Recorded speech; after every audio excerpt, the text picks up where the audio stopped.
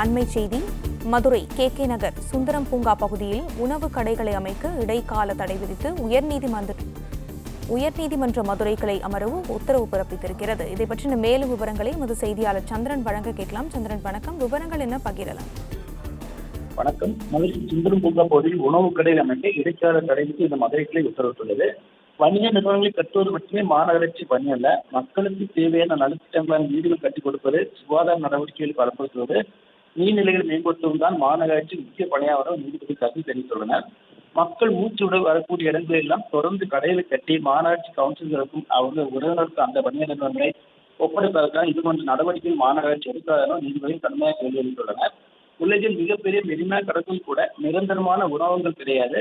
அவ்வாறு உள்ள சூழலில் வண்டியூர் கண்மாயில் எவ்வாறு விதிகளை மீறி உணவகங்கள் உள்ளிட்ட வணிக வளாகம் கட்டப்படுகிறது என நீதிபதி கேள்வி எழுப்பியுள்ளனர். மதுரை கே நகரை சேர்ந்த பொலின உயர்ந்த மதுரைகளில் பொதுநல வழக்கு தாக்கல் செய்தார். அதில் வண்டியூர் கண்மாயை ஒட்டி அமைந்துள்ள சுந்தரம் பூங்கா ஏராளம் முதியோர், இளைஞர்கள், குழந்தைகளுக்கு பயனுள்ள வகையில் அமைந்துள்ளது. கடந்த 2023ஆம் ஆண்டு ஜூலை மாதம் வண்டியூர் ஏரி அழகுபடுத்தும் திட்டத்தின் கீழ் 50 கோடி ரூபாய் ஒதுக்கீடு செய்யப்பட்டது.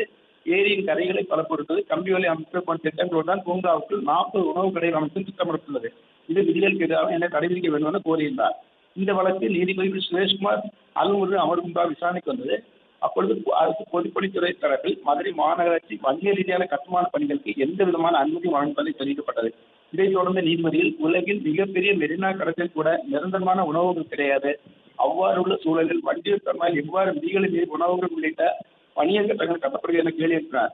மேலும் தற்போதைய உலகமயத்தில் மூச்சு விடுவது கூட இடமில்லாத சூழல் உருவாகிறது. அவ்வாறு உள்ள சூழல் மாநகராட்சி கண்மாயில் ஆக்கிரமித்து வணிக நிறுவனம் தொடர்ந்து கட்டி வருகிறது. இந்த நிலை எந்த கேள்வி கூறி இடைக்கால தடை விதித்து வைத்தனர்.